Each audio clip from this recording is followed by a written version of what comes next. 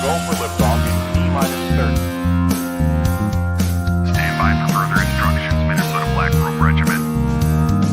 Secondary guidance systems engaged. Minnesota Black Robe Regiment, it will be on my mark.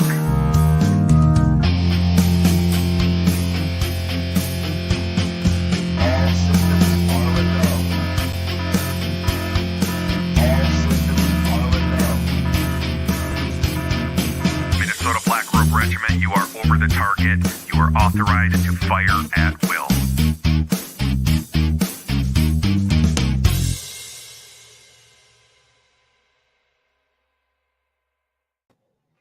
Hey, thanks for stopping by TC and Friends Monday Night Musings. Season 2, Episode 6. I've got Jaci from that Liberty Gal coming on. And yes, I do believe that she is the Liberty Gal that your mom warned you about. You know, it's really it's really fun trying to come up with titles for episodes.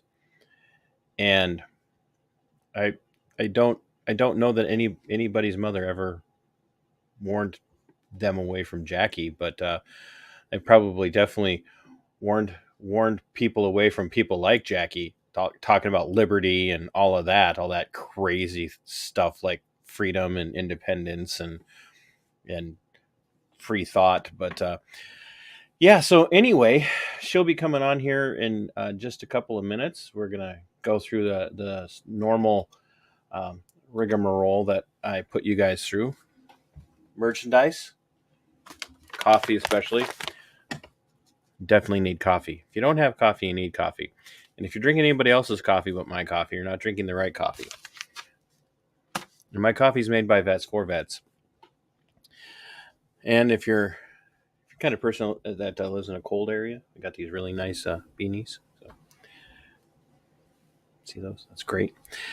And also, as you guys like to know, or as you know, I like to do fundraisers from time to time for different people who are going through different struggles. And in this situation, I'm doing a bit of a fundraiser for my friends Bob and Sue and their son Garrett, who is they're all three of them are veterans.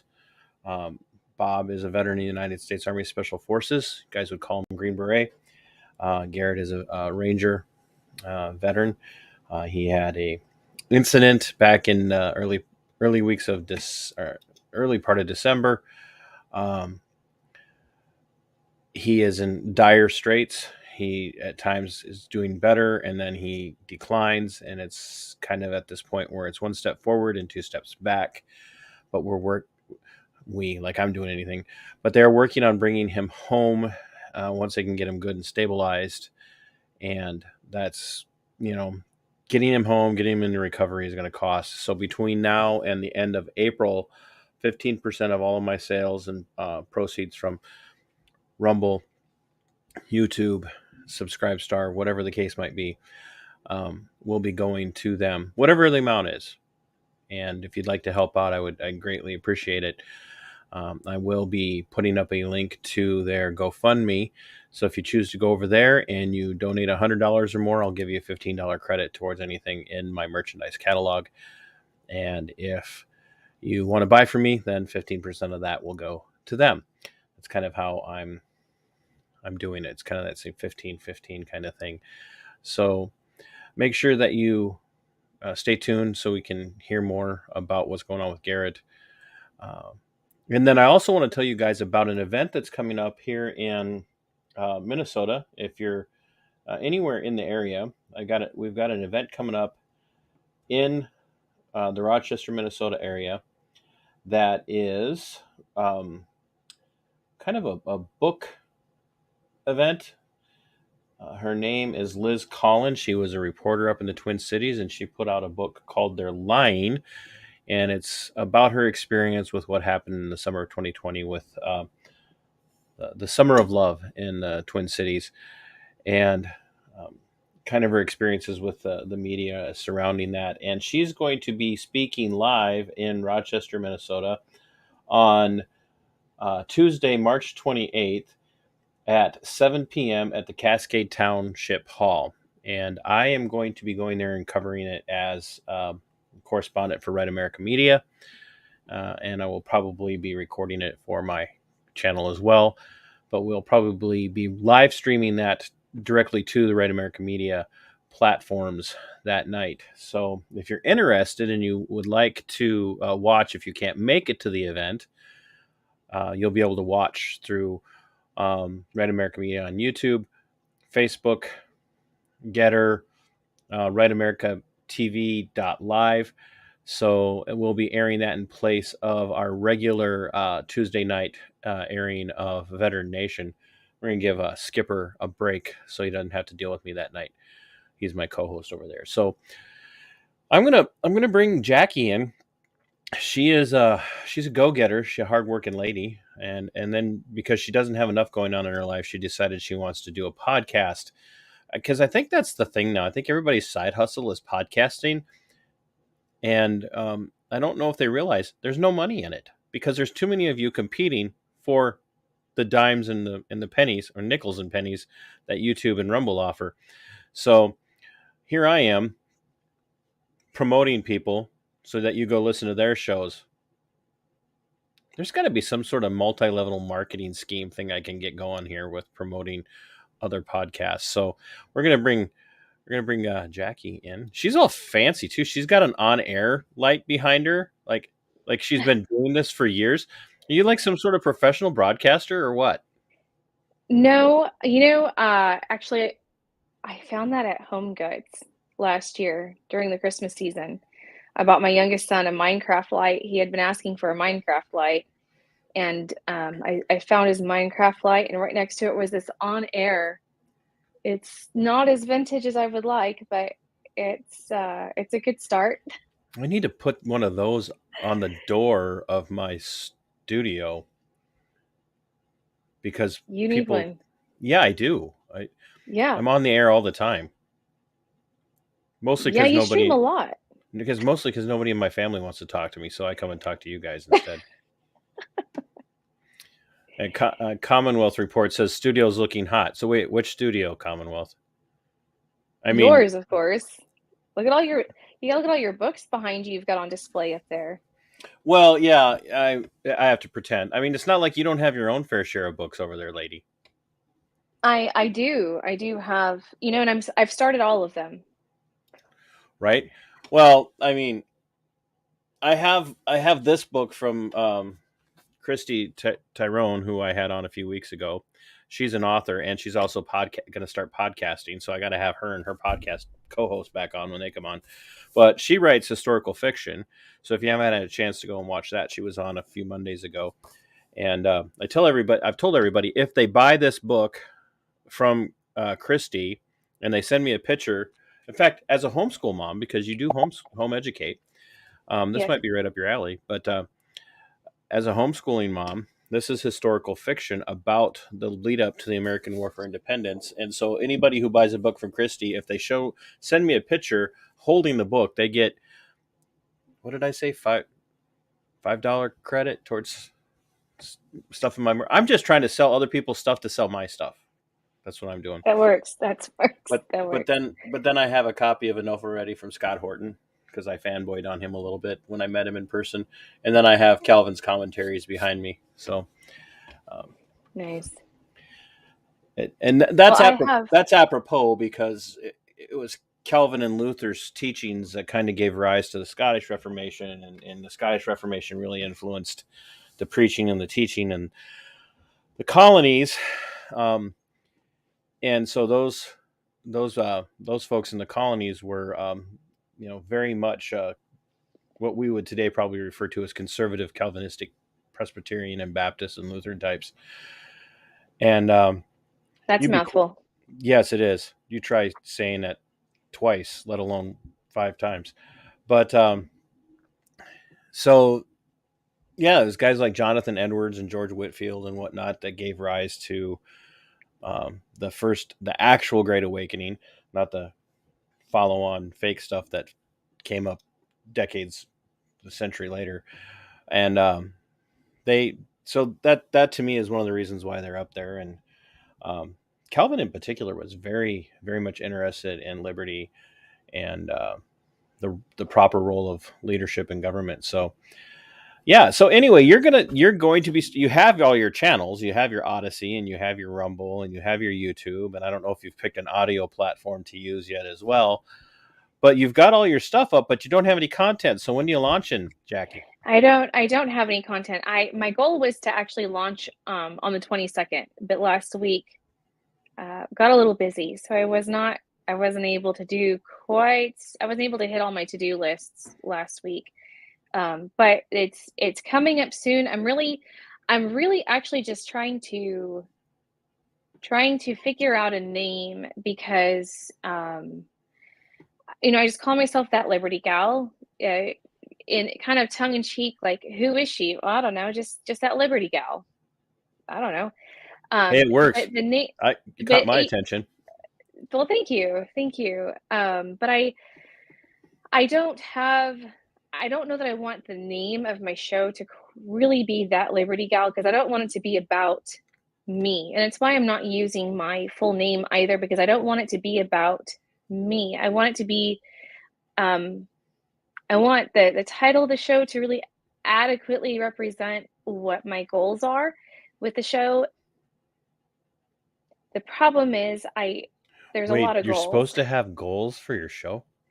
I do. I'm very goal oriented though. So I have to set goals for myself. That's And what if I don't set goals for myself, I've been doing it wrong for almost 3 years now. It works. What's really works. What's really disappointing, not for you, for me, is that you haven't even put any content up on your YouTube channel yet, and you already have 5 subscribers. No, wait, you got more than that. Got 20 some. You've got 20 some subscribers. You did no content, and you've already got subscribers. My first day and my first show, I didn't even get 5. They're not bots. They're real people too, which is exciting. I plan on I really like to research and I really like to learn. And overrated. When I get fixated on something, I really grab onto it and latch onto it and obsess over it. And but what I don't know, they make medication for that. I seek. We don't want to medicate this. But I like talking to people and asking them questions and picking their brains. And I don't like talking to myself. You wouldn't know that because I actually talk to myself kind of a lot when I'm doing things. But I really look forward to talking to people about things that I don't know. And I do have there are a couple of semi big names if you're in the liberty movement, and that I do have loosely lined up without any dates really nailed down yet. But I also work best under pressure. So yeah, we found that out yesterday, didn't we? Yeah. Yeah, sorry about that. So yeah. So I'm gonna just put her on blast. I'm like, hey, I'm waiting on that bio and those links, and she's like, can you give me a timeline because I work best under pressure? I'm like, I need it in 3 hours. And sure enough, she produced it like 2.5 hours later. Yeah, right at the end of the deadline. That's how I work best under pressure. So yeah. So are you going to name drop the potential, like even hint at, and you don't want to jinx it, No, nope. It's going to be. I'm really excited because they're people that I admire for different reasons, and you hear that, Commonwealth? She's going to bring you on. That too. He's got to get a camera though. Nice save. That too. That too. Well, he's got to get a camera. He keeps telling me, "Oh, I got to get a camera. I told him, use your phone. I told him the same thing. Totally good. He went totally incognito from my show. So yeah, I watched. I was there. Yeah. So what like you've got a whole passel of kids. You've got one that's already graduated. Yep. You've got how many others at home? 3. So 4 total. So you got 4 total. One's graduated, off doing the adulting thing, sort of.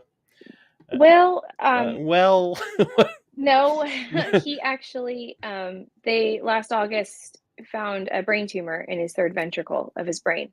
Ooh. And he he had been throwing up all night, and I found him in the morning still vomiting, but pretty incoherent. And Oof. so I called the ambulance, and by the time the ambulance got there, he was completely unresponsive. And they flighted him across the Metroplex to 2 hours away to a hospital that specializes in traumatic brain injuries. And they did they did his brain surgery 3 days later to remove most of the tumor. Was But it because malignant? it's benign, praise God, it's actually a very rare tumor called central neurocytoma. Very, very rare. It's like 0.1% of brain tumors. But because the tumor started bleeding and it was also blocking the proper drainage, his ventricles swelled up to 3 times the normal size. So he should be off driving and working and running around with friends, and he's doing amazing, just absolutely Just amazing not job. His out on his own. memory, not quite, but he will get there. Going from where the doctors and nurses didn't expect him to survive to walking out of the hospital 5 weeks later is He a walked out? miracle.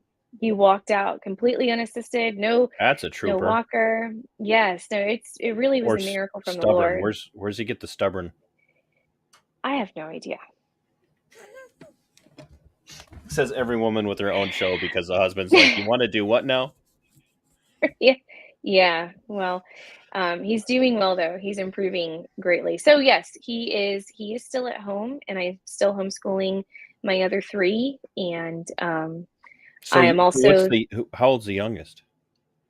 8, And then the next is 10, and then 12. wow, so there's a gap. So you took some years off and went and toured Europe or something, or like That would be exciting, but no. no. When did you decide to home educate?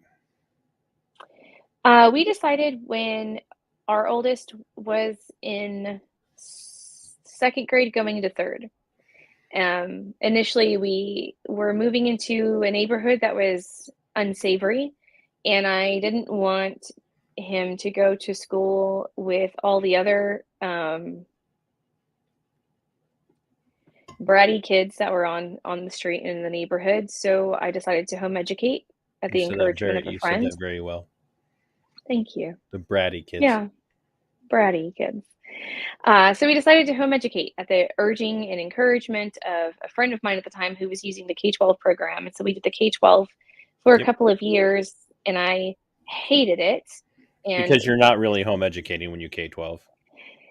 right. And there's no flexibility in it. It's just It's public education at home on a computer.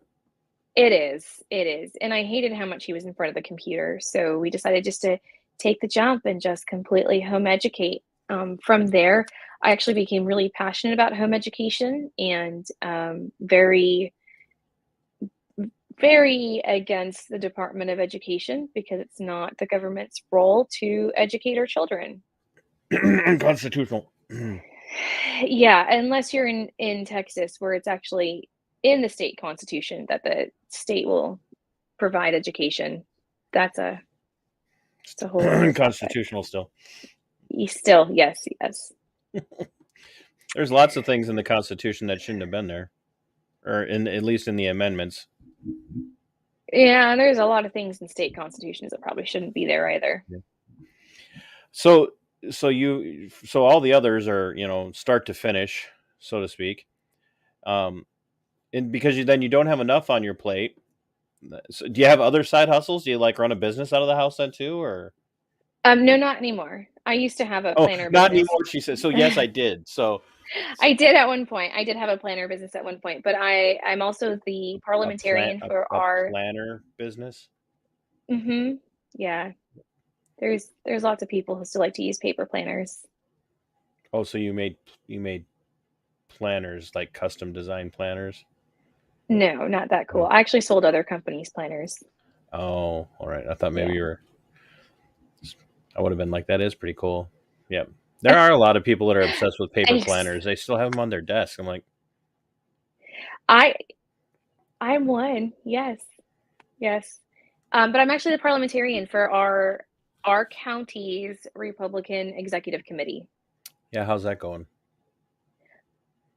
The parliamentarian part or the Republican Executive Committee? Yes. Um, well, we I don't actually even had know a what state you're in because I don't pry I normally. I mean, I'm in Texas. okay, so it's maybe marginally better than it is other places. Probably, but I wasn't really involved in the executive committees or the Republican Party or anything really in other places. But I'm actually from California originally. We're sorry. Yeah, it's okay. I actually lived in Minnesota for about 6 months as well. How did you just live in Minnesota for 6 months? We lived in Rosemont, Minnesota. In fact, my older daughter was born in Minnesota. How in the? But how do you just end Yeah. up in? Okay, that's. But how do you just end up in Minnesota for 6 months? That sounds like running from the law. Like that's nobody comes to Minnesota for 6 months unless they're hiding from someone. No, we were trying to get out of California, and I had a Mm. friend that we stayed with a little bit trying to get out of California, but that the They're like, first come major to Minnesota, snowstorm, you'll love it. yeah, the first major snowstorm though, we were like, and Okay, we went your back. idea of a major snowstorm or my idea of a major snowstorm? Well, I mean, probably my idea of a major snowstorm. I make fun of the people even around here because the fear porn around the weather is just atrocious. And like last week, they were hyping this major weather system that was going to um, come through and just absolutely just wreak havoc. And you were going to supposed to stay home because it was going to be deadly on the roads. And I mean, Interstate 90 did get shut down. It has been shut down twice now from central Minnesota all the way out to South Dakota. But overall, it's been like too many people not from Minnesota living in Minnesota thinking that 4 inches of snow is too much to drive in. But that's just my complaint. So you end up in Rosemount. That's me. So so so then you guys said, enough of this. We're going to Texas. We went back to California for a couple of years, Wow, your and then came to experience in Texas. Minnesota was so Yeah. bad you went back to California. Yeah. Yeah. It was pretty interesting. Our oldest son went to school obviously there for a few months, and we don't vaccinate. We were against vaccination before being against vaccination was cool, and the schools gave us a little bit of hard time with that, which in my mind at the time I thought was We give preposterous. home educating families a hard time for that too. Yeah, I didn't do that while we were there. But yeah, so we were in Minnesota. We were in Rosemount. My oldest daughter was born in Minneapolis, St. Paul, Which and hospital was she born in? I don't remember, something Methodist Oh, in St. Paul. I thought maybe I was going to have a hospital twin there for a minute. So I was born in St. Mary's back in the 70s. So yeah. Oh well, it was really nice maternity ward. I remember it was very nice. But then we went back to California, and then we came out to Texas. And then you decide to get involved in the Republican Party in Texas as a parliamentarian for the executive committee in your county. Yes. Yeah. That started with, I mean, I think a lot of us who were becoming a lot more vocal, 2020 really kind of woke a lot of people up. And prior to that, I was actually pretty anarchist. I was watching the election night 2016, and I was watching locally our local channel with the results coming in, and who was running for the Libertarian candidate that year. Was that not Johnson. Yeah, I think Was it Gary Johnson? it Yeah, it was Gary Johnson. Johnson that year. So yeah, I think you're right. And so I was watching, and part of homeschooling is every 4 years we get to watch this, and we have our maps and we color them blue and red. And each update we would write down the numbers. And then there was one update that the numbers they showed for the Libertarian candidate went down, and I thought that, well, I must have made a mistake. So thanks to DVR, I rewinded it and went back and looked, and no, I wrote the right number down. So how do reporting votes go down for a candidate? It blew my mind. And so I kind of just went full-blown anarchist after that for a little while, just thinking that everything was absolutely ridiculous, and just down with the state. So fast forward to 2020, and some lady comes across my Facebook feed. Her name was Chris Ann Hall. And I started watching her videos and watching her YouTube and kind of thinking, okay, well, she's kind of making some sense here. Explaining the Constitution, and not just complaining about how they were taking away our rights, but actually explaining why and all the interests in the details. I'm Details listening. about it. I'm responding to messages, so you just keep talking. You're good. So, and I really appreciated that, and my mind was absolutely blown that she really explained why and how the lockdowns, the allowing some businesses to be open but shutting down all the other businesses, how everything really tied to violating the constitutionally protected rights in the Bill of Rights and amendments. And so I just started watching more and more of her videos. And then she came here to my town a couple months later, and I got to see her live, and I got to actually help coordinate the homeschool day for her to come and teach local homeschoolers a full class. And that was really exciting. And she really pushes everything starts local. Everything starts local. And it made sense how She's a libertarian. She doesn't even know it. Yeah. But it made a lot of sense the way she explained. We put federal government so high up when federal government should be low, and local government should be what is the most impactful and the most important. And so I started going to our commission. The local government should be having the power to nullify the county state, the state, and the federal state, and all they really end up doing is being subservient to all of the upper echelons. Well, that comes down to where the money comes from and Right. how much money they get, right? Right. So I started going to commissioners' court meetings, and I started seeing, okay, well, I'm speaking against this. I don't agree with this. And so our commissioners' court now allows citizen comment periods before each of their meetings. So I just started getting involved there and meeting people locally. And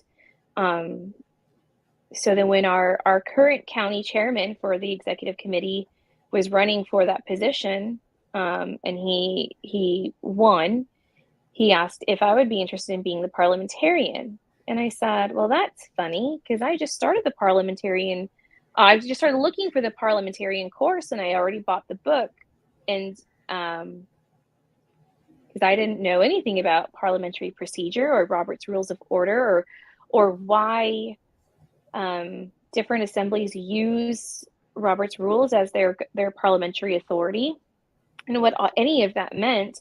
And when I don't know something, I want to know it and I want to learn it. So I started seeking it out and started looking. So that's how I became the parliamentarian. And then I started listening to more podcasts, and I found myself screaming into the oblivion at my phone, screaming at things that they're getting wrong or not right, or historical inaccuracies that I knew that were inaccurate. So then I thought, well, maybe they do make medications for that too, by the way. So is that whiskey or wine? Yes. Yes. So I thought that, well, blogs are incredibly oversaturated. It is near impossible to get any type of subscribers with blogs. And Outside of honestly, Substack anymore. I just make entirely way too many typos, and I don't proofread. And you'll see that on my tweets. There's always, always, always misspellings, or I autocorrect changes it to a completely different You're word. hurting the home educating community. That is the whitest white wine. Mm. It's water. I kind of thought that maybe I shouldn't be drinking on my debut I guest appearance. Maybe I'll wait Right. for number 3 or 4. do it all the time, but that's why it's TC and Friends Monday Night Musings and not a like a deep dive. So Yeah. So you said this blogging thing is not for me because grammar sucks, and so does Yes, I'm spelling. not a grammar Nazi. Yeah. And once again, ladies and gentlemen, the views and the opinions of Jaci when it comes to grammar do not reflect the totality of home education. No, Are you a math person? I do love math, but I love history more. I really love history. Yes. Math. You're crushing your head. So you say I'm going to just talk to people Yeah. on my own show. When did you make that like when did it go from idea to yeah, I'm going to do it to I didn't have time to do it? Well, I ordered my microphone and interface a year and a half ago, actually. I got everything that I needed. I ordered it all. I've played with it. I've recorded it, or on it, just to kind of I mess want with everybody to note the she's not microphone. using her microphone tonight. So I'm not, because my oldest son is actually using it. He likes to collaborate with some online friends doing music stuff, and he's a musician, so he's actually has my microphone he's going to rent and your my intro interface. music. Maybe. Yeah, I don't know anything about all that. So Intro music? Who needs intro music? just start talking. It's okay. Just do some sort of weird countdown in your own head and sit there and stare at the camera for the first minute and a half while people go, I think it's Frozen. So That'd be hilarious. So you decided you were going to start your own podcast, and so of course, everybody goes, they start off with going to YouTube and Rumble, or depending on your topics. You got to be careful on YouTube still with some stuff. Yeah. Clint Russell just went through that. I don't know if you ever listened to the Liberty Lockdown, but he just went through that, just kind of being real honest about things, and almost lost his channel and then won his appeal. And he said what I've been saying for years is people are like, you're not that brave, you won't talk about certain things. I'm like, it's not that I'm not brave. I just have different channels or different platforms for different content, because I know what I can talk about on YouTube versus what I can talk about on Rumble. And I'm going to be expanding into Odysee, which you can pretty much say whatever you want over there. But I'm going to still continue to use, the platforms. I'm going to use YouTube against themselves. Like if I can, with monetization being what it is, if I can make 10 cents off of every video, then I'm still making money talking about what I want to talk about and the things that I think need to be talked about. And that's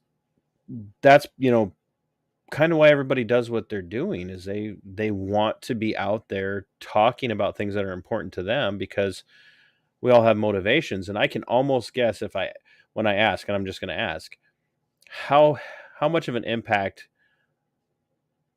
is the future of this republic important, or how important is the future of this republic to you as it impacts your 4 children?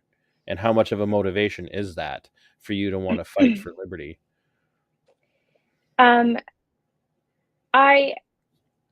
I say frequently that I am gravely concerned about the liberty of not just our children, but our grandchildren and our great grandchildren. it's why I, as an introvert, am pushing myself to put myself in front of a camera and talk about things that are happening on a federal level or a state level or a local level from the perspective of how does this impact personal liberty? How are they infringing on, how are they violating the US Constitution, and what is it that we should be doing, or what should be the outcome that we're trying to get? I'm very, very pro 10th Amendment. I'm very, very pro 9th Amendment. I actually just ordered a book, I think it's over there on that shelf, about the 9th Amendment that I'm about to start digging deep into. But my husband is very, very pro gun, pro 2A. We are 2A absolutists, that we actually don't believe that there is anything that the federal government should be able to restrict us on when it comes to the Second Amendment. And one of his top complaints is, where were the generations that were before us? We're technically millennials, but kind of more of a crossover with Gen X. But where were the previous generations when it came to really protecting and pushing back the Second Amendment and pushing back against the Federal Amendment, against the different firearms acts that they've passed? And I don't want my children to say that about me. Where were you when these things were happening? What were you doing? And it's so easy to get so wrapped up in life and your day-to-day, and you just don't think about what's happening. But it's also really easy to become obsessed with politics, and I don't want to do that either. But I am obsessed with personal liberty, and I am obsessed with preserving personal liberty so that my children are freer than I am. And so really that kind of feeds into then, the culture war and countering the culture war, when one side is so, it's just called authoritarianism. It doesn't have to be left. It doesn't have to be just right. It's both left and right authoritarians that are so willing to violate their oaths when they're the ones that are the majority in Congress, that we have to counter that. We have to counter and say, no, I am educated, and it is we the people, and we are the sovereign citizens who are in charge, and just educating, even if it's just one person at a time, just one person. Let, And let me break in there a little bit. So when you say we are the sovereign citizens, of course, I'm sure you're familiar. There is a sovereign citizen movement in the United States that's mhm. known for interesting interactions with public servants. When you say we are the sovereign citizens, you're not talking about the people that put paper license plates on their cars and drive around with like window stickers that say I'm not driving, I'm traveling. You're talking about Right. the sovereignty of the individual to rule over their own lives without interference from the government Yes. or from the Yes. state, is what you're referring to. That's what I'm asking for that is. clarification, Yes. not telling people what you believe. No, that is what I'm talking about. I am talking about that we are, that we are sovereign citizens, that we the people, that we are the ones that are supposed to be. Okay, so Chris Ann kind of puts this in a really good way, and I don't want to claim it as my own because I really learned it from her. Nobody has an And original idea, so no, but I'm sure that she definitely put this together, through whatever she's learned. she got it from But somebody else. right. So we're the way that society is right now is that we put government over society, over people, over God, and God's this little tiny afterthought at the bottom. but it's supposed to be God over people. People created society. Society created government at this very bottom little V down here. And so that is what I mean, that we are the ones that ought to be we ought to be able to live our lives so long as that we're not violating the NAP, that we're not violating the non-aggression principle, that we're not violating other people's rights. Well, And we all live that way every day without stopping and going and saying to ourselves, "Do I have to shop at this store?" And we don't really live our lives like we're like the way we think about the state. Everybody thinks of the state as this all powerful dictatorial entity that has all say over everything that you do, but you really don't live that way.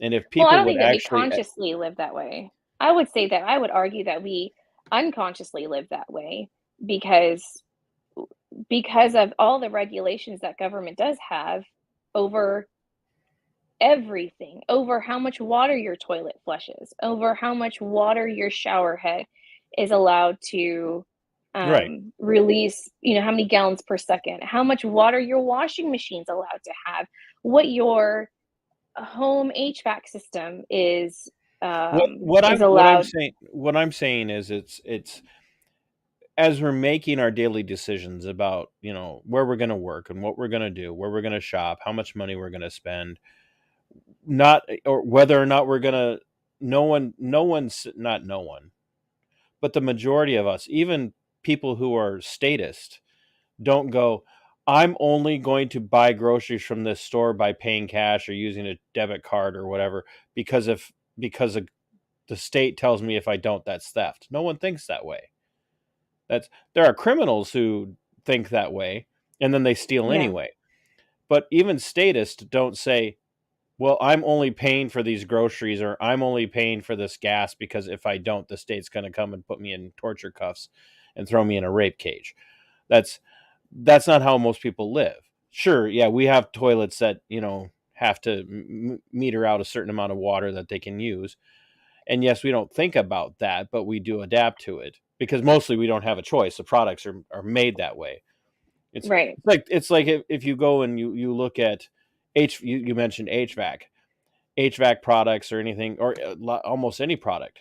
Everything is made to California standards now because manufacturers don't want to run afoul of California and they don't want to have to have 14 different manufacturing facilities to meet the standards of all these different entities. So they just make everything to California standards, which is Right. why California is actually the head of the United States now. So, but Yay. but what I'm getting at is we actually do live like anarcho-capitalists on a daily basis. We choose where we're going to shop, we choose how much we're going to spend, we choose what we're going to buy, and if something's out of our price range, we go, I'm not going to buy that. Instead of feeling forced to buy it or forced to do business in a place. Now, obviously, we saw that challenged some in 2020 and into 2021 because now all of a sudden a lot of the places we would have liked to shop aren't allowed to be open, It's true. and we are forced then to be limited. But like say here in Minnesota, I was told by my former employer there's a stay-at-home order in place. If you're not working, we expect that you stay home. And you know what I did every day on my days off? I live 30 miles away from the closest Lowe's. I was like, you know what? I think I'm going to go to Lowe's today 3 times. You know, just to kind of rub it in the face of the state. And so yeah, I was limited to where I could go, but I was still doing it. So we really do oftentimes live as those sovereign individuals without ever putting any thought into it. What I like about what you're saying, Jackie, is we should actually be putting thought into it. We should really be thinking about how sovereign we are over our own lives. And what I love about that thought is if most people actually thought about it, there would be a revolution. like tomorrow. If we Yeah. could spread that idea, and that's been the whole goal of what I do, is I don't talk politics per se. I love what you said, is I don't obsess over politics. That was a phenomenal comment, because it's obsessing over politics that's the problem. I had a conversation with a friend today. It got a little heated. But and he'll kick me for this later. But there's a clip of people have been pointing at and just having a rip roaring time over, which is, and this is where obsession over politics has become a problem for even libertarian minded people. Um, I'm sure you've seen it. It's where they show Joe Biden saying, "I've got 2 words for you," and then he says, "Made in America." Of course, that's not 2 words; it's 3. But everybody's ripping into it, talking about how that demonstrates just how weak and stupid and fragile he is. And I'm sitting here going, that's obsession over politics, and it's really low hanging fruit. Yeah. You're not actually fixating on what's important, which is policy. Yeah. Yeah. And policy and politics, although they sound like they have the same root, aren't the same thing. And so laws and policies, those are the most important things. Like, I don't care how much of an idiot you are when you speak. Like, it's the things that you talk about when you are speaking, not your misquote or your misspeaking that bothers me. It's the stuff you advance and advocate, and that's what we need to get people to obsess over. Is Yeah. my opinion. I completely distracted you. Yeah, that's okay. I actually forgot my train of thought, but that's okay. But I think that you're right. I think we do need to talk more policy and understand. And I think that we need to, and off of policy, we really need to talk more history and really understanding original intent and the original founding documents and putting into context. I was not watching on Twitter. I was looking on Twitter, perusing Twitter. I was twittering, and I'm watching this argument unfold regarding the Second Amendment and what well-regulated meant and who the militia was. You were watching And David Hogg get completely owned and yes, destroyed. that's what it was. That's what it was. And I'm watching some of these like whiny baby, I'm going to just call them leftists. I have no idea what they really were, but they were crying about, well, the militia is the National Guard. And so, I made a comment about original documents and the historical definitions that make what the Second Amendment says relevant. And somebody should have saved it. Somebody said something that it doesn't apply because the original intent. I glanced at it and I had to close it and put it down because I found myself getting really heated. And it's really pointless to get heated on Twitter. You're not going to change anybody's mind by getting heated on Twitter. So I just put it down. I laugh at people on Twitter. Yeah, I mean Twitter's spicy, and that's why I like. I like quote tweeting the people who are saying just absolutely asinine things, and without sometimes even responding to them. I just quote tweet them. Well, it really it blew my mind that, and it shouldn't have, but it was disappointing to see that. And I have to remind myself that not everybody wants to learn like I do. Not everybody wants to seek out information and knowledge. And so it was just disappointing to see how wrong so many people were. And David Hogg was actually getting like dragged. He was getting ripped, right? But there were still so many people on there too. You're such a mom. We call that ratioing now. Come on. Thanks. Ratioing. You're not wrong. You're right. But it was just it's not the first time you'll say that to me, by the way, in our friendship. So that's okay. That's all right. I have to ask. You're never coming back on my show after this. What does this mean again? What does this mean? I don't even know. I don't even understand. What are you guys even talking about here? What does this word even mean? He asked me last night. He said, "Mom, what were the popular words when you were in high school?" I'm like, "Popular words for what? Like something cool, something stupid, like what?" And he's like, "Yeah, like all of it." And so we started talking about it, and I was like, Okay, not that I'm different gonna from listen to now. this because I want to see just how big of a difference there is age Well, gap wise. I was like, well, answered him honestly, and I was like, well, I don't even really remember very much, but I'm sure just like cool, that's cool, that's rad, that's dope. Like, just So you're a '90s girl. I'm total yeah. I was born in the 80s, grew up in the 90s, and I was like, awesome, awesome sauce, cool beans. I don't know, because I wasn't really part of any cool crowd, so I don't know. What I the wasn't heck you really say? hip. But I saw that ink on your arm. Yeah, I mean, I had a little rockabilly. I mean, I'm Are actually you pretty a obsessed with rockabilly World War girl? II. I'm pretty obsessed with World War II, and that's kind of where like that Liberty Gal, like it just felt so vintage and so. But yeah, I was just like, I don't know, but if you can just keep explaining what these words to mean to me, that would be great. I would really appreciate that. Urban Dictionary is your friend, Jackie. I feel like I have to put on like a hazmat suit before I dig into Urban Dictionary. Urban No, Dictionary has some no. pretty rocky things Well, that's why sometimes. you need Urban Dictionary, because when somebody uses a word in front of you that you don't know, Urban Dictionary will tell you what it means. So, uh, I'm not disagreeing with you on the hazmat suit thing, but um, trust, yeah, it is your friend. Um, so, I, okay, so you're obsessed with World War II. Yes. And the Revolutionary War. It's American Not War very for many wars in Independence. between. It wasn't a revolution. We weren't trying to take over Great Britain. No. We were working for independence. A revolution is a complete cultural overthrow of the ruling class of the nation that you live in.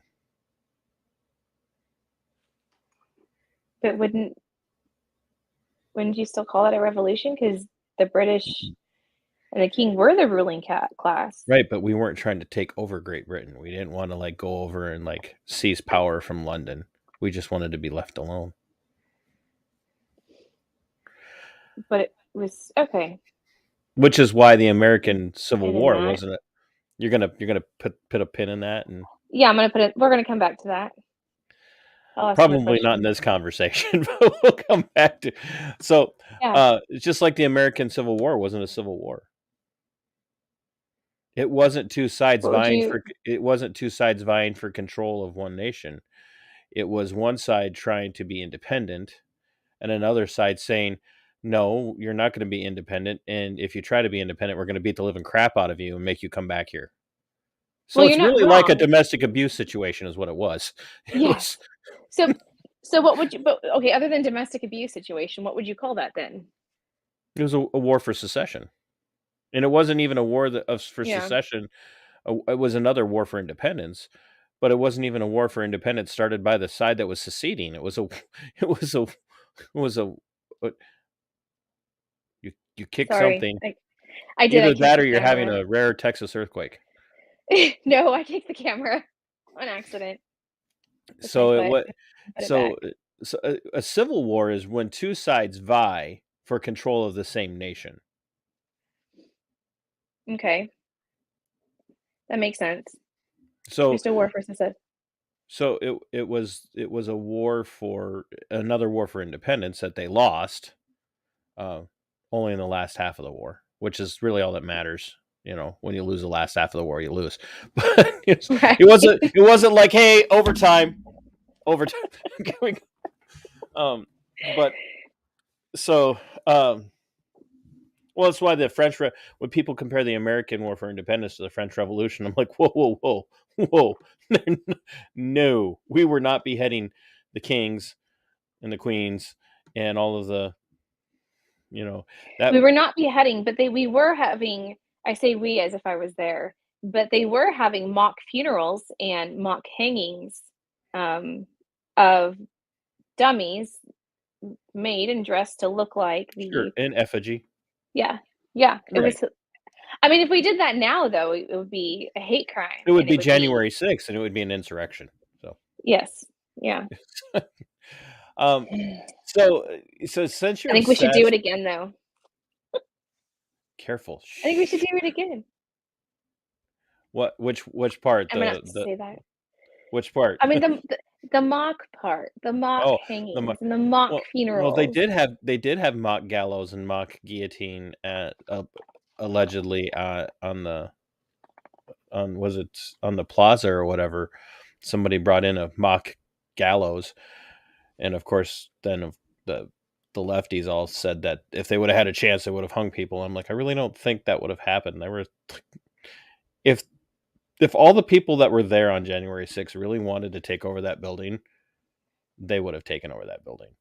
It was like Well, there were thousands upon thousands of people there. I don't know, like there was no. I mean, the closest they had was the Capitol Police, and we saw them letting people into the building. But anyway, that's a right, side. right. That's uh, um, you said you're obsessed with World War II, so I'm going to Yes. ask this, and I'm pretty sure you'll know the answer. But why did the U.S. get involved in the European land war? Or what reason did the U.S. get involved in the European land war? What was the compelling reason for the U.S. to take the side of the Allies in that situation? Like the real reason, not Yeah, the the Pearl Harbor compelling. reason? Nope, not Pearl Harbor, but the European side of it, because we declared war on Japan shortly, like within days of Pearl Harbor. So, but then Hitler turned around and declared war on the U.S., and of course we got like at that point we're like, okay, we'll declare war back. But historically, most people say, what is the reason we got involved in World War II as far as the European theater? What do you think most people would give as a reason for that?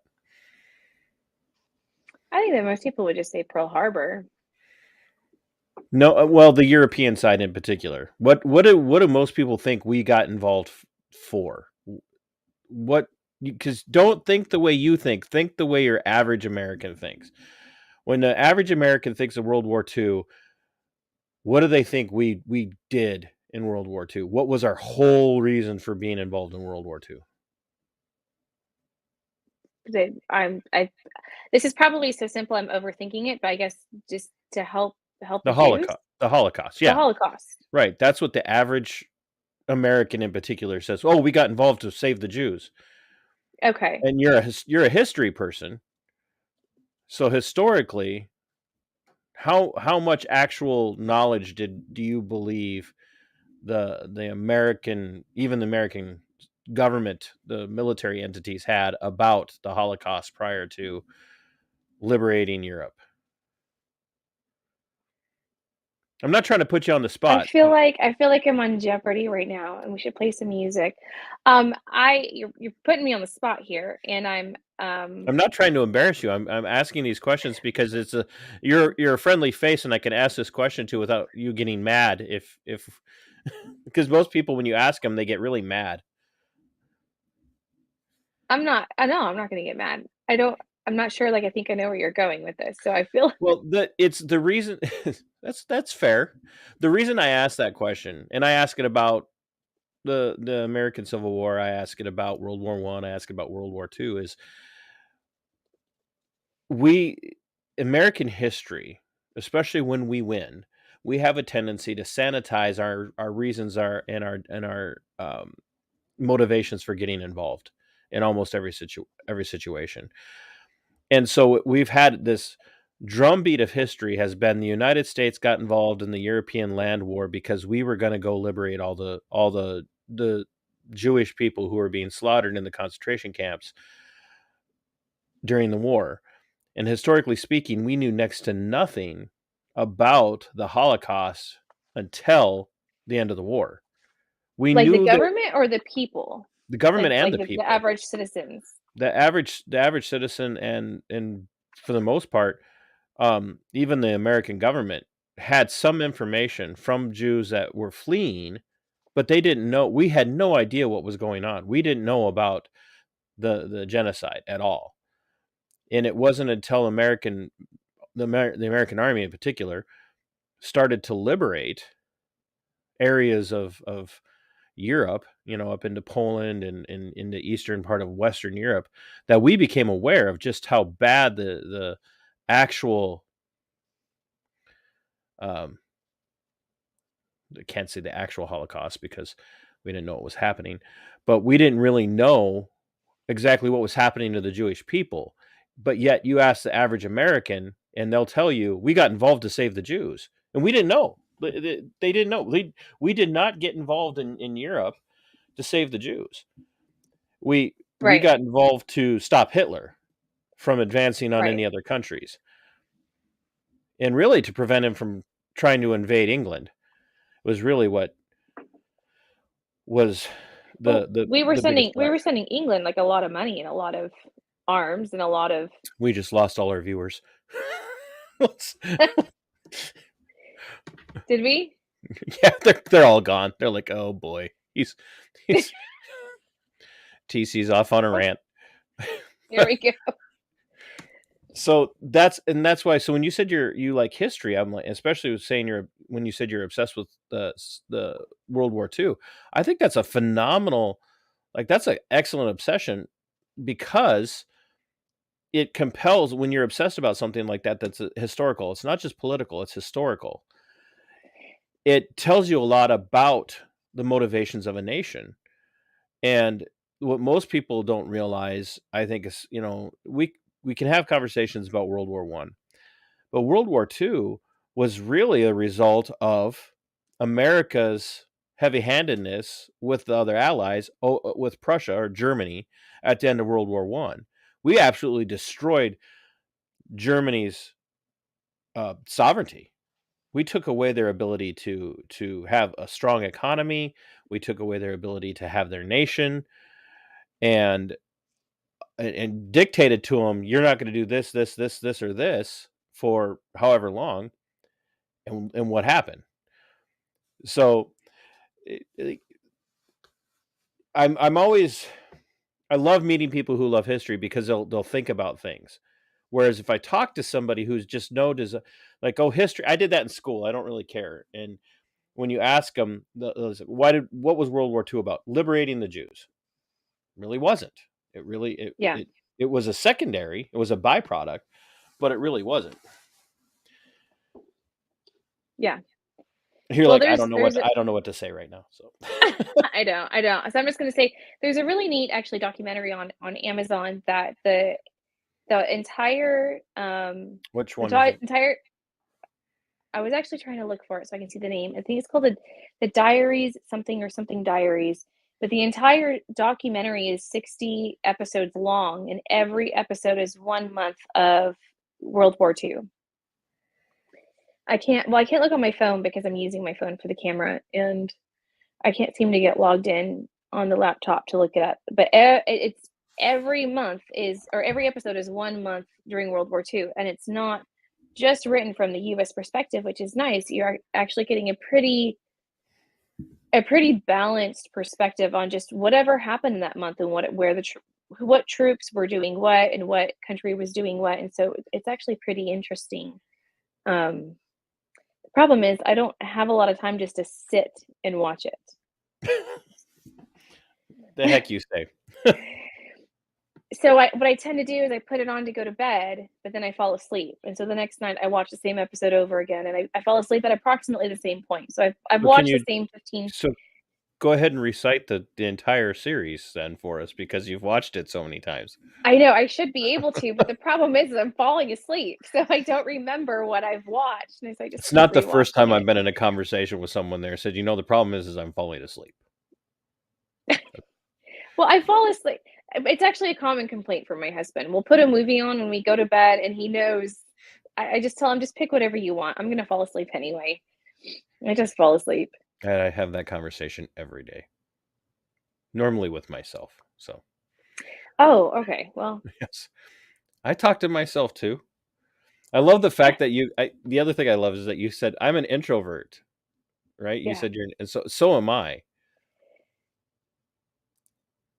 You don't roll your eyes at me. Cheers. Oh, okay, there we go. I am too. I actually am. I'm an introvert. Nobody believes me. And they're like, "But you do a show and you talk to people in public and stuff." And I'm like, "Right. Introverts aren't people who sit at home and don't talk to anybody and they sit, in a cloistered closet in the dark, not ever interacting with anybody. Introverts are people who would much rather not interact with you, and it takes all of their energy to do it.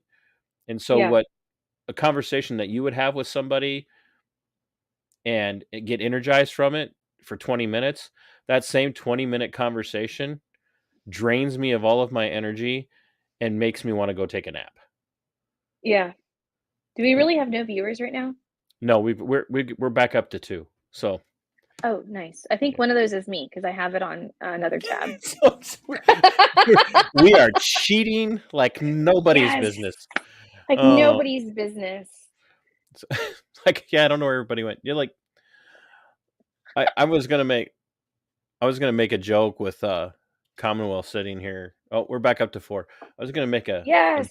a joke with Commonwealth sitting in here saying that we have more viewers now than we got for the entire episode with Commonwealth, but I'm afraid he'll disown me. Well, no, I think at one point you guys had like 7 viewers because I was in the live chat. You had 4 of them. I had on different accounts, all on different windows. Oh, Don't tell everyone. I buy my views. That's a joke. I do not buy subscribers. That's hilarious. Can't believe that's even a thing we have to talk about. So the reason that I asked the historical thing is because of how important I think the perception of what we do historically is. Because, as we know, the victor always writes history, right? And so that documentary that you were talking about, where it's not just telling it from the perspective of the U.S., but it's talking about it from the perspective of a lot of different nations that were involved. I think the best thing for us to do is when we get 20, 30 years removed from a conflict, that the winners step back and say, let's go talk to these other nations and find out why. And I think that that's a great perspective for us to have when we look at the Russo-Ukrainian situation right now. Right. Is, there's this massive beating of the war drum here in the U.S. You just popped your neck. I did, and it felt amazing. I couldn't wait. I couldn't It must, hold because off I any can longer. hear it. I'm sorry. I can hear it all the way in Minnesota. Oh. Did it come across on the mic? Well, I'm wearing cans, so. Okay. I was like, man, I should have muted that. I'm sorry. That's why we call it TC and Friends Monday Night Musings. Yeah. When you watch what's happening in Ukraine, it feels like to be on the right side of this, you have to be cheerleading for Ukraine. And if you're not cheerleading for Ukraine, you must be a cheerleader or a Russian bot or whatever the case might be. And I'm like, no, I think we should be telling this historically accurate story about why this is happening in the first place, because neither side of this is a good guy. And the U.S. is the worst in the story. No, I agree with you. I've loosely followed along. I haven't actually super followed along other than just to make sure that the selective service hasn't been enacted and that there hasn't been some sort of formal declaration. But I've watched different videos. I've read different articles from over a long period of time, and it just, I mean, neither side is a good side, and then the U.S. comes in and we're just throwing money at it, right? Isn't that just what Americans do? We just throw money at things and problems, and it's frustrating because George W. Bush was the weapons of mass destruction thing, right? And we went over into the Middle East and we spent billions of dollars over there and sent thousands of troops. And why can't we just not beat the war drum for a little bit? Well, the biggest problem with the, from a liberty perspective, the biggest problem with what's happening in Ukraine is we overthrew their government in 2014. Right. We did this. We caused this because we're going to advance democracy at the point of a rifle. our form of whatever we consider democracy, and Right. that so flies in the face of what the founding fathers. I know I don't mean to trigger anybody who doesn't think we should be misgendering the founding people. There's founding fathers and there's founding mothers, and they all had their role, and they all were. Uh-oh. I just lost a leaf. Is it a real leaf though? It is. Oh, It's gone. It just gone. fell into oblivion. You'll forget about it, and then you'll go back over there in a couple of days, and it'll be shriveled up like a piece of leather. Yeah, pretty much. Yeah, So, that's my ficus. so we are doing in Ukraine what we've been doing since really the early 1900s. Is we're kind of exporting American ideological Americanism across the world because we have it right without any question as to whether or not it's good for the rest of the world. And we're causing these conflicts just everywhere we go. It's like Dave Smith on Part of the Problem says in the tagline or in the opening of the show, Dave Smith says, "You want to know who the next enemy of the United States is? Look at who we're funding now." That's true. Yeah. And then go back and look, in the history of our lives, and even before, and we've been at war since the end of World War II. We've known no extended period of peace per se. We haven't declared any actual war since the end of World War II, but we haven't been at peace since the end of World War II. And every single time we fund someone, we end up fighting them. Iraq, Afghanistan, just two examples. And I'm over here going, we're going to end up going to war with Ukraine over something in the next 15 to 20 years if this doesn't turn into a World War III perspective, which I think it's really close to. What are you going to bring to the table? And I'm sure you'll have lots to bring to the table, so don't take that the wrong way. But what are you going to bring to the table, Jaci, by way of perspective that's going to set what you're going to do apart from some of the others that are out there? Well, that's a really good question, and that I've actually asked myself a lot. Like, what can I bring? What can I do? And my hope is that there's a few things. Obviously, having guests on and an interview style is really great, but I really enjoy just like a conversational, laid back feel of just like you're hanging out with friends and you're just listening to people talk. Right. Like if you're in a group of friends, not everyone's talking at once. There's usually a main conversation between two or three, and then everyone else is listening and then kind of chimes in. So I'd like to bring that from a woman's perspective, which this isn't a feminist cry at all, but it is I am a mother and I am a wife. I'm a wife to a very, very busy husband who he really truly doesn't have time to follow everything. So he relies a decent bit on me to bring at least local information to him. But my hope is to just bring a woman's perspective, because men and women by design are very different and we think of very different things. I am very, I don't really know how to fully describe like what I were to want to bring other than just a feminine touch and from a woman's perspective, as well as just kind of a show that you could just listen to while you're having your morning coffee, or while you're doing the dishes, or while you're running errands, and just kind of feel like you're there with them. Something that makes you feel relaxed and that you're listening to, as if you're just listening to friends talk while you're hanging out with them, but talk about things in a very simplified way that doesn't make my listeners feel like I'm talking over them or at them, but that they're just there with me, just kind of going along on the journey that I'm going on. Because the journey that I'm on is I want to learn and I want information, and then I want to share it.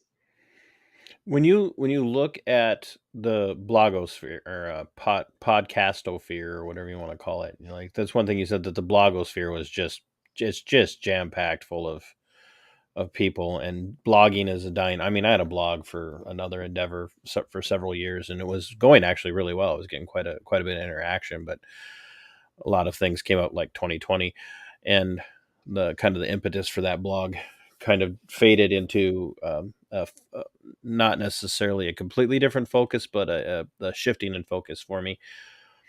And when you look at the blogging or the podcasting world, do you ever feel, is it ever daunting for you, and you're like, no one's gonna notice me? And I'm not asking that to plant that idea in your head, but if you're like me, and I sense there's a lot of kindred spirit between us, and um, so my apologies ahead of time for that. But you look around, and you're like, I don't know if anybody's going to notice me. I don't know if anybody's actually going to take note. Is that daunting to you, or does that make you just say, I'm just going to say what I'm going to say? I'm going to say it louder and more often. Actually, um, I don't actually plan on making any money at this. I don't Oh, I plan yeah, on, I- trying to make it big, right? But I just kind of want to go on this journey of learning. I just want to, it's like a kind of a self-discovery type of thing that I want to take everyone else or anyone else, whoever else along with me. I right. want to um I want to learn more about um there's a gentleman I found on Twitter who, I actually don't know much about him except that he quit his professor position at a university because of he refused to continue to just participate in the climate change issue. I'm being careful. I know we're on YouTube. And so I I haven't had any strikes or warnings for climate change conversation so far. So, oh, okay. Well, I but don't I really don't want to be talk the about it first. because I think it's a distraction. But But I do want to talk about. I want to talk with him about and learn more about what are the psychological effects on the climate change doomsday mm, scenario. right, What are the psychological effects on a society? How does right, that shape just that doomsday luring? It's going to be any moment. It's going to be any year. It's going to be 5 years from now, 10 years from now. We're going to be wiped out. Whatever. How does that? How does that shape psychologically society? How does that affect people? How does it affect society? right. And so I'm really excited about reaching out and talking to him about that. And it's really about like, hey, let's just learn and let's just talk and let's seek out information and just some people talk to people who I'm not afraid to ask questions and say, even on air, I don't know anything about that. Can you explain that in a little bit more detail to me so that our audience and I can understand? Which And was a little bit of what I was attempting to do with my World War II question. I wasn't trying to throw you off. yeah, that's okay. That's okay. But you know, it's really there's so many podcasts out there that I listen to, and some of them are I really like and are really good, and I really do glean a lot of information from because they really are experts. But there's so many podcasters that that seem to always think that they're right, and they're not willing to publicly say, I don't know this. Can you explain this to me? Oh, I haven't heard that before. Can you explain more about what that's about? And I think that approaching it from a woman's perspective, a mom, as a wife, as a home Wait, educator, wait. Did you just say that as a mom and a wife, you're going to bring people on and you're gonna say, I don't know about that. Can you tell me more? yeah, is that wrong? I just at the risk. I've never heard a woman say that. But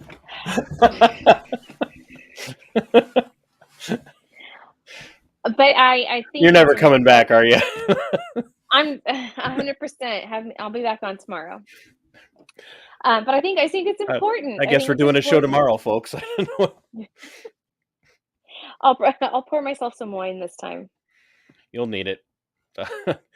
No, I think I love what you're saying is that like you want to talk about the things you know, but you also want to bring people in that know more about things you like than you do.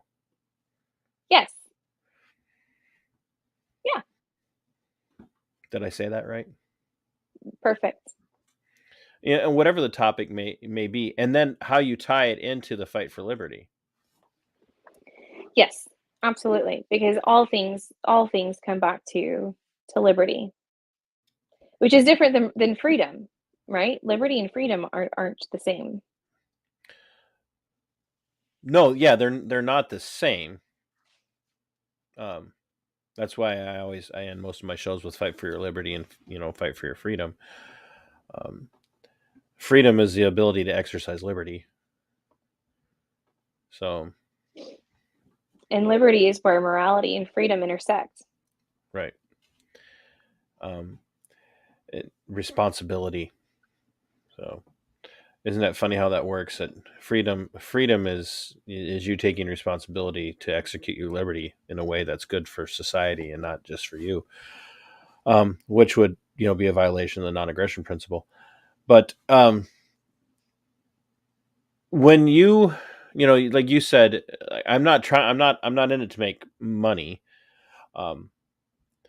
I wasn't even in it to like grow when I launched on April 25th of 2020. I wasn't in it to even grow. I just knew that people's stories weren't going to get told. I knew the media wasn't going to cover these peaceful protests that were taking place in St. Paul at the governor's mansion and at the state capitol. The media just wasn't going to do it. And when they did show up, they'd find one person to talk to for 3 minutes and then clip out 10 seconds of that 3-minute conversation and make it, paint the patriot movement to be as moronic and stupid as possible. Right. I never expected to be where I am now. Ever. I never expected it. And I think that's the goal to success is not setting the bar low.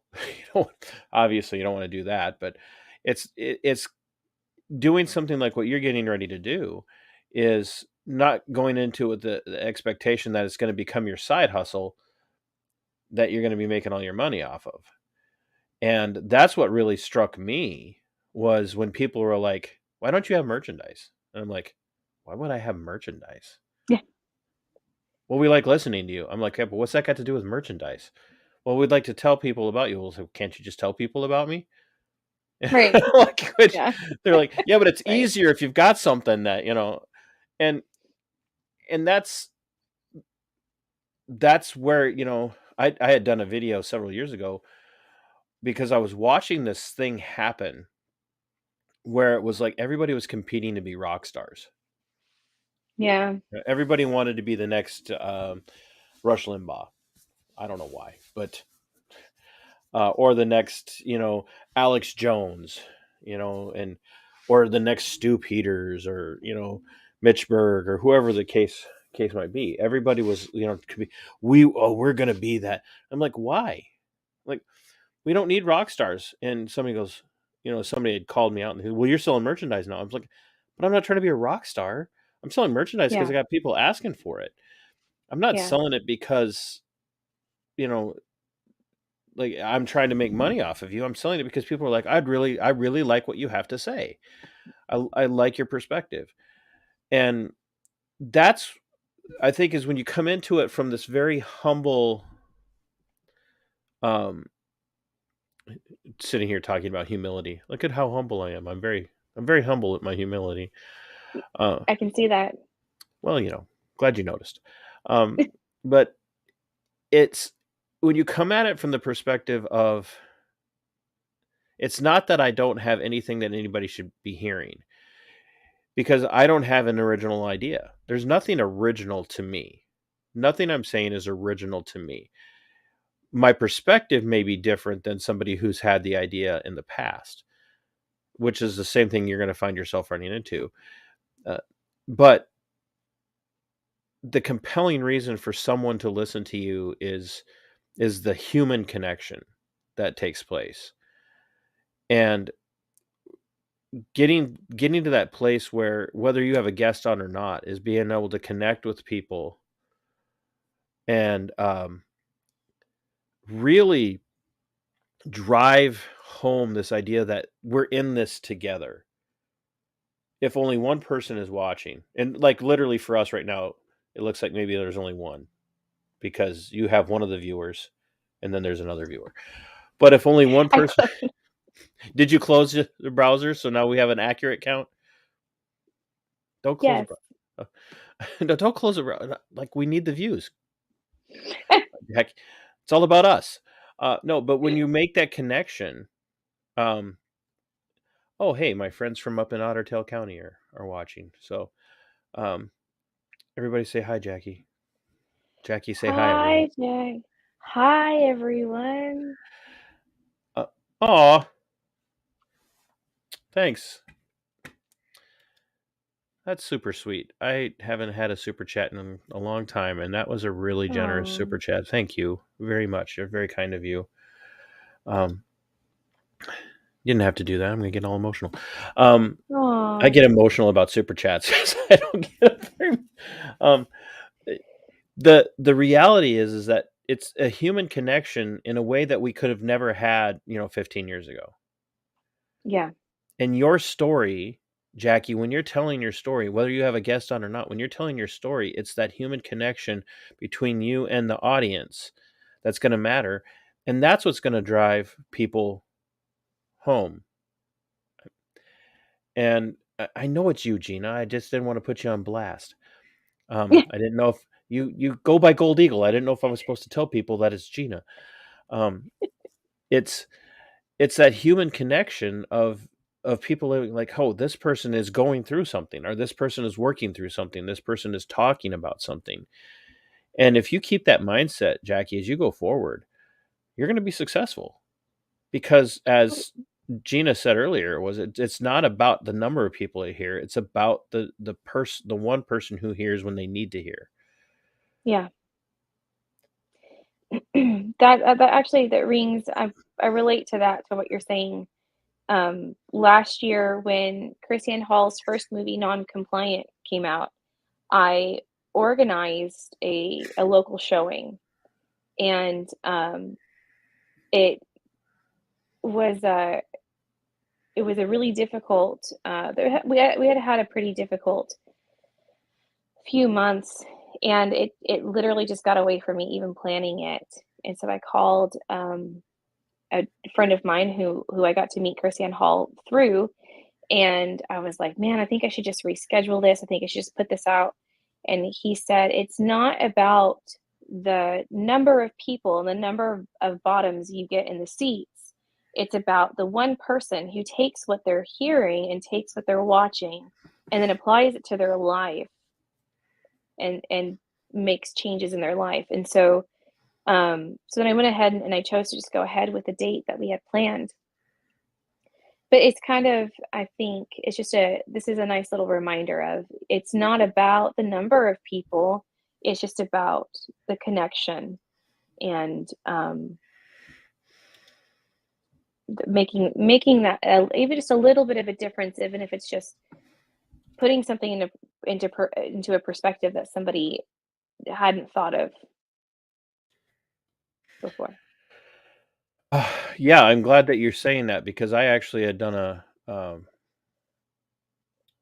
a video some time back, maybe 2 years ago now.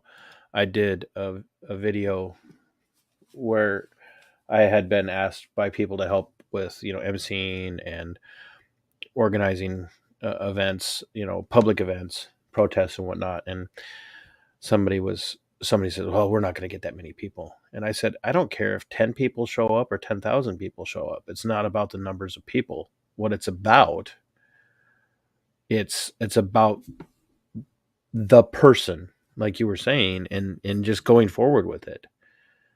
And Yeah. and that's what's huge is because if you come into it with the mindset that you're going to have this massive impact, that you're going to somehow come into the world and you're going to change this particular version of the world and you're going to change things, like you're going to be the person that's going to surpass Tim Pool or Joe Rogan, you'll give up, you'll quit. Yeah. You just will. I have a friend named Carter, hosts a show called Unsafe Space, and um, it's a pretty big. He's got quite a few shows now that he does, and they're changing up the format of it some. But when I first started listening to him, I'm like, wow, this guy's got a massive platform, and he really didn't. But he said that he was laboring away in obscurity, doing Unsafe Space, just talking about these things that mattered to him. And next thing he knew, it was taking off. But he never went into it with the mentality of, I'm going to grow this. I'm going to make this happen. I'm going to be the next big thing. And now, because of that, I made another friend from that show who's also now out on her own, and she's got another massive platform because of the connection that they had. And so, and I've connected with so many people through that. And that's what's really where it's at. It's really just this giant sphere of connections that we make, and if it's inspiring another person to go out and start their own podcast, instead of getting this protectionism mentality of, no, I'm going to hold on to this and I don't want anybody else to do anything, we should be promoting these people, because every I single agree. person brings a different perspective to the topics. And it might be a regional perspective, it could be a philosophical perspective, it could be anything, but they're bringing a perspective that I'm not going to have. A friend of mine today told me, and if you know anything about my story, and it's a little rough sometimes if you actually go and watch the playlist about what happened to me and how I lost, an almost 13-year career in law enforcement for my content. This friend said to me today, he said, I have a different perspective on law enforcement now than I would have had before I met you. Hmm. And his was very much the idea or the mentality of, back the blue at all costs.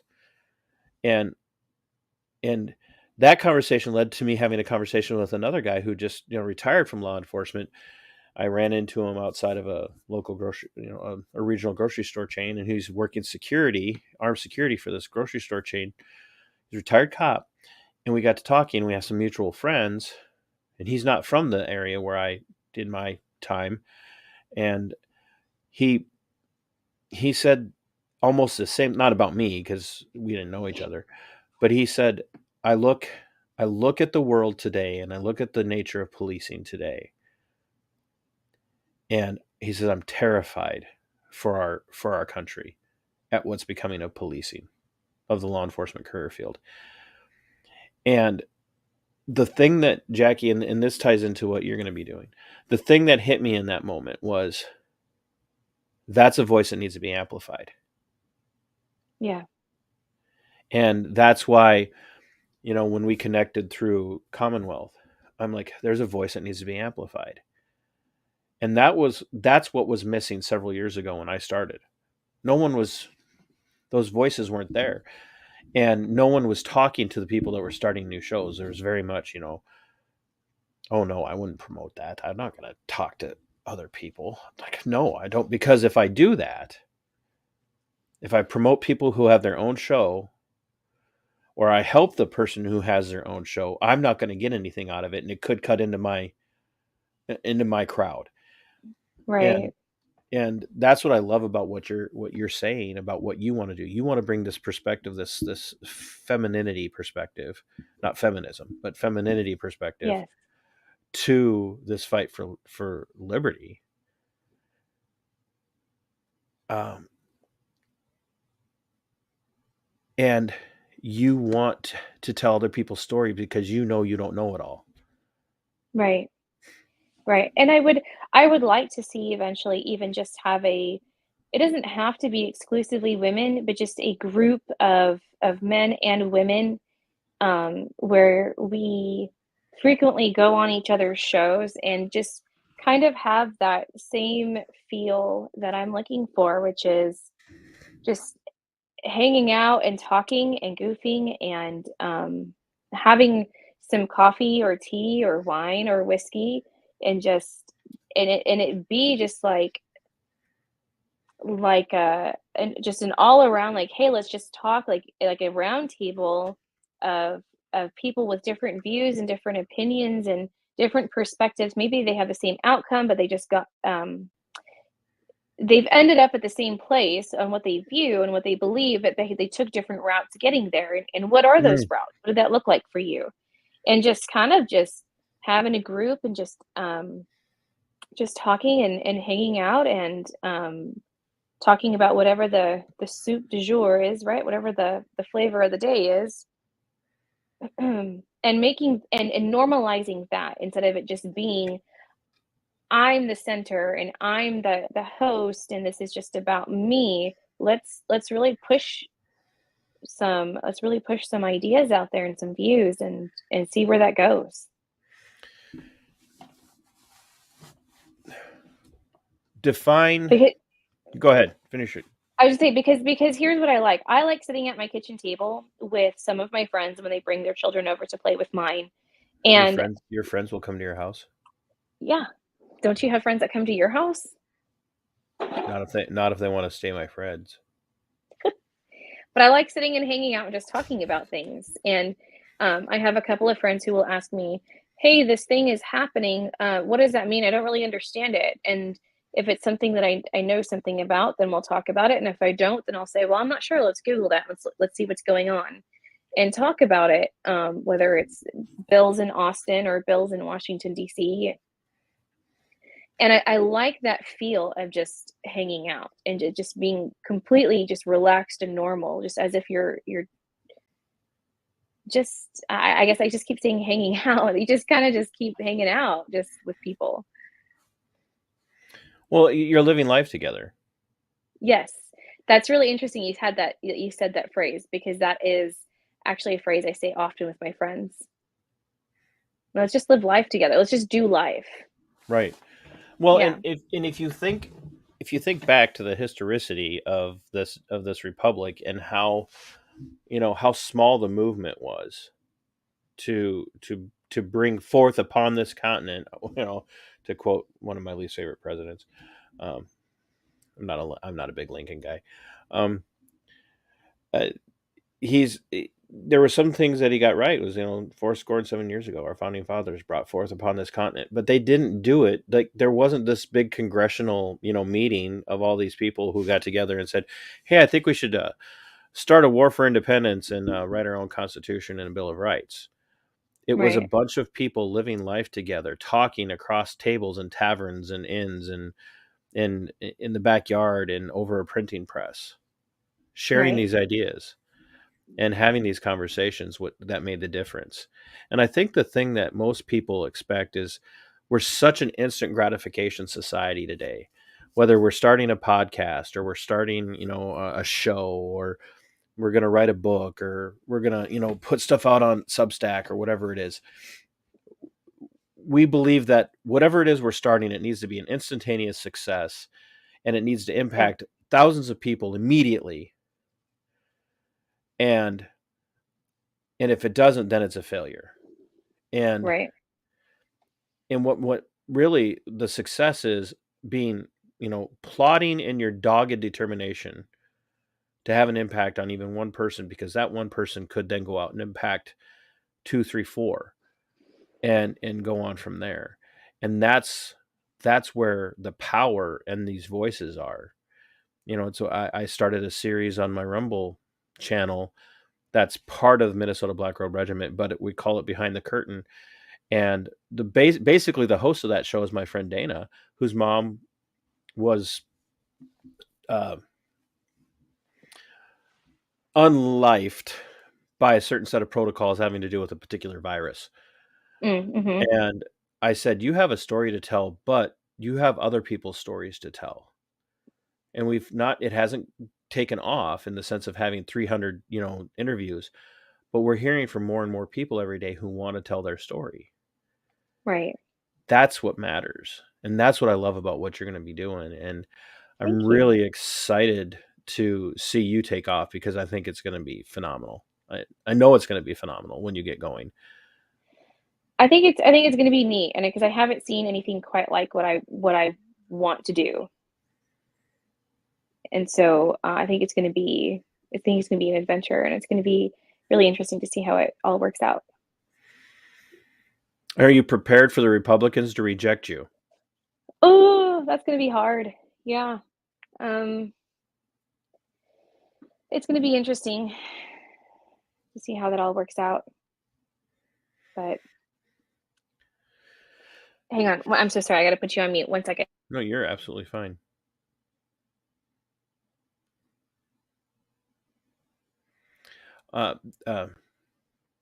Jaci is clearly dealing with probably kids. So if you guys are watching this and you're saying, well, how do I make an impact? For some of you, making an impact is going to be sharing the conversations that you hear, whether it's here on TC and Friends Monday Night Musings, or if it's some of the other content that I put out. You go back to my conversation on Saturday with Brian O'Leary, and his shows that he's doing. And what he's doing is he's helping other people by doing, post-production work or helping them start their own shows. Or conversations like I had with a Steve Friend, who's, the former FBI agent who was, forced out of his career for standing up when it comes to the investigations into J6. And that's what really matters, is getting these different stories into these different nooks and crannies of the world and telling people what should be happening and what they can be doing, and then trusting that they are going to be able to take that message, whether they start their own show or they tell other people about whatever you're doing. That's what's going to impact the world. It's the 3% in the days leading up to the American War for Independence. 3% of the population was ready to go to war with Great Britain for independence. 3% of the people swayed an entire continent. Well, the known continent, but 3%. And that's what every one of these shows that starts, Jackie's, Commonwealth, everyone else, every one of these shows that starts is another voice impacting people that I could never reach. The average person in Texas is not going to go, hey, let's go find out what some Yahoo from Minnesota is doing. No, I'm getting it, impact. I've got people in other countries who listen now, but who knows what that leads to. So give us a date so we can get you out of here, so you can, because I know that was kid related. Yeah, it began as kid related, but since I was out there, I grabbed some wine. There again, not the first woman I've talked to that's decided they needed a drink when they were done talking to me. So I don't know a date. I don't know a date. Let's just look at the calendar right now. Oh, you got your laptop working. Google Calendar. Let's look at this. All right. What looks like a good date? Well, the 13th is my son's birthday. We're just going to figure this out together right now. All right. So now we're pushing this into March. Yeah, we're going to look into March. February ends tomorrow. So what if we said... So because I know you work well under pressure, we're gonna make you pick a date right now. Yeah, exactly. Well, that's what we're doing. Let's see. What's the 7th? 7th is Purim. Injuries. Okay, so well, how about the 7th? So March 8th. 7th. No, March 8th. Just kidding. Okay, wait. Tuesday. This is I it. know. This final Tuesdays. answer. Tuesdays are bad because I have the executive committee meetings I obviously have to be at, and then we have the Republican Club meetings, and then the other Tuesdays I actually have a prayer group that I'm going to start going to. So I think Wednesday looks good. Wednesday the 8th. Wednesday, March 8th. So are you I'm just gonna going make. to pre-record it and then drop it, or are you going to do it live? No, I'm probably going to do it live. You're going to go big or If I go pre- if, home. yeah, if I pre-record it, I'm never going to release it. I'm going to get nervous. I'm going to second guess myself.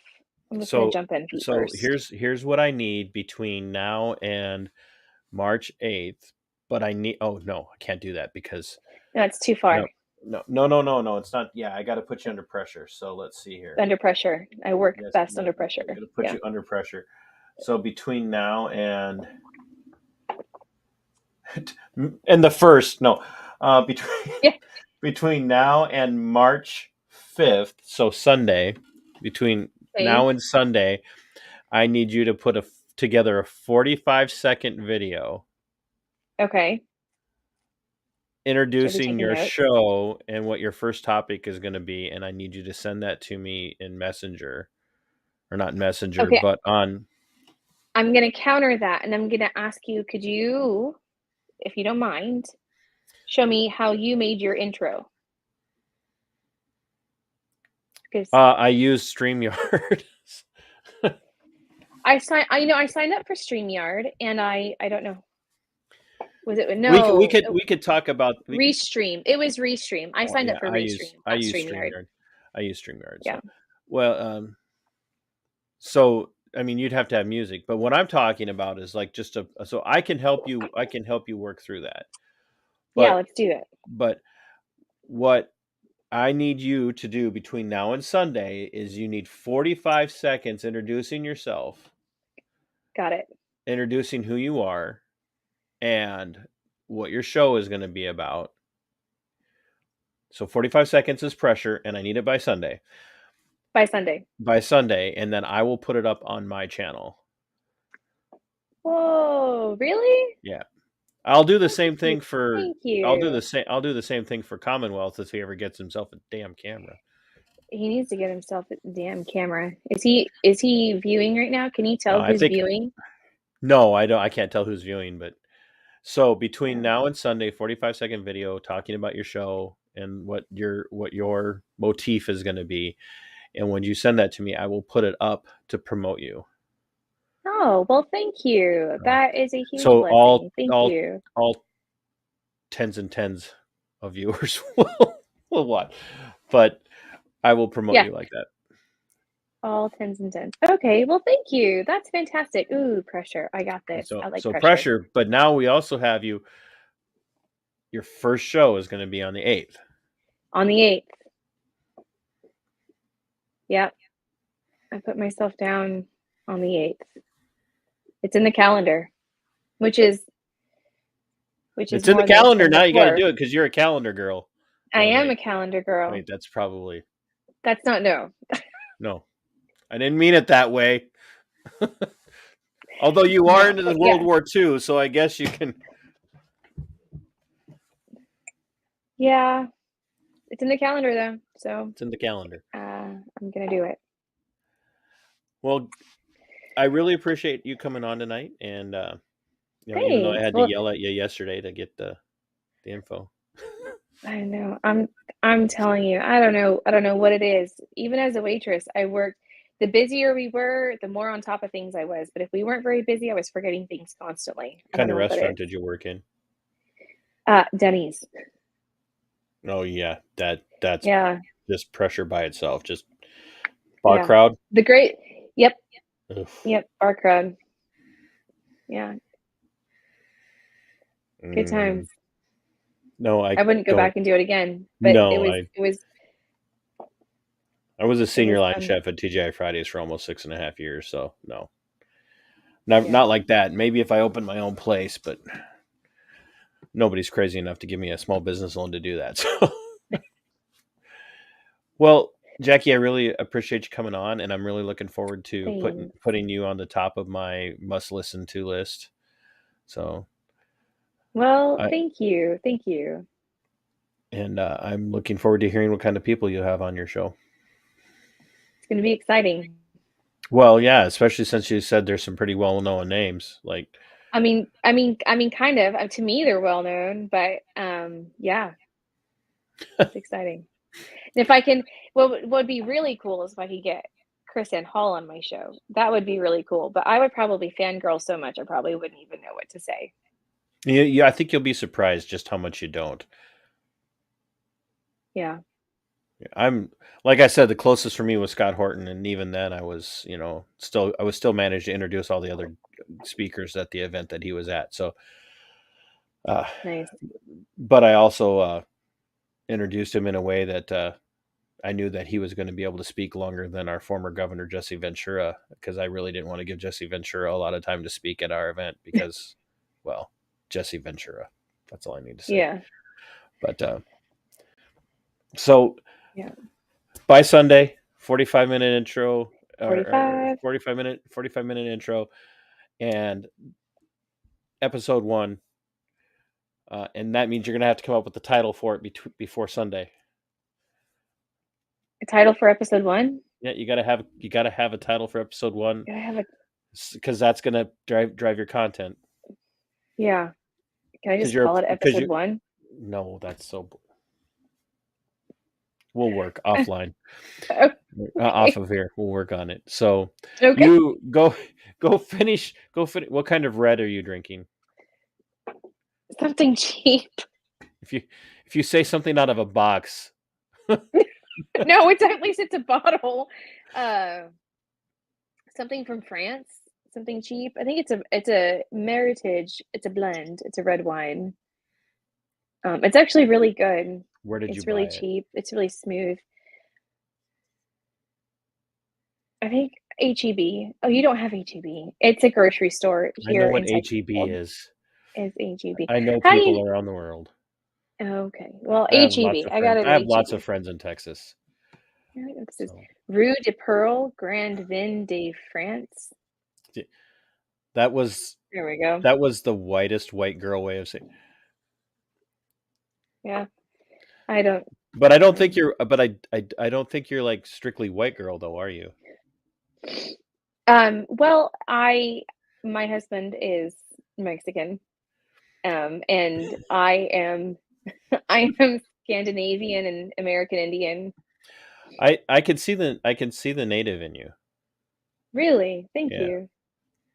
But it can be hard sometimes because sometimes Scandinavians kind of can pass for like Inuit. So especially when you mix the Scandinavians with the natives, Scandinavians love the natives. I I I don't know how to explain it, but it's so true. Like, it's the Scandinavians spent all of their history running around up and down the coasts of Europe and into North Africa and into Eastern Europe and into Asia, beating the crap out of everybody, and then they get over to North America before everybody else does, and they make friends with the Indians. We're friendly people. Which side? That is up to you. Yes. Oh. Well, you go get out of here. Go finish the rest of your wine, and not Well, thank all you. the wine, but just what you have poured. Or you know what? Finish the rest of it. I don't. It's not for me to judge. And thank My your. daughter has quilting in the morning, so I can't have too much of it. Oh yeah, wine hangovers are not pleasant. Not pleasant. No. Well, you go spend the rest of your evening doing whatever it is you do, like falling asleep as you watch a documentary, and don't Yeah. forget your assignment. Assigned. You Got go it. get it. You get out of here, Jackie. Thank you for your time. Okay. Thank you so much. We'll talk soon. Okay. Bye. Sounds good. Bye. Ladies and gentlemen, that Liberty gal, Jackie, she's got an assignment. So she's next a week from this Wednesday. So the 8th, a week from Wednesday, she is going to have her first episode out, and we're going to have a promo spot for her here on Minnesota Black Robe Regiment sometime on Sunday. And I look forward to doing that. And I thank you guys for watching. If you are watching this back, hit the super thanks. Like, comment, and share. If you haven't yet, go find me over on Subscribestar, Minnesota Black Robe Regiment podcast on Subscribestar. If you're interested in merchandise, you can find me at mbrrpodcast@yahoo.com. And as I like to tell you guys all the time, fight for your liberties. They're yours. Fight for your freedom. It belongs to you. And until next time, Sic Semper Tyrannis. We are go for liftoff in T-minus 30. Stand by for further instructions, Minnesota Black Robe Regiment. Secondary guidance systems engaged. Minnesota Black Robe Regiment, it will be on my mark.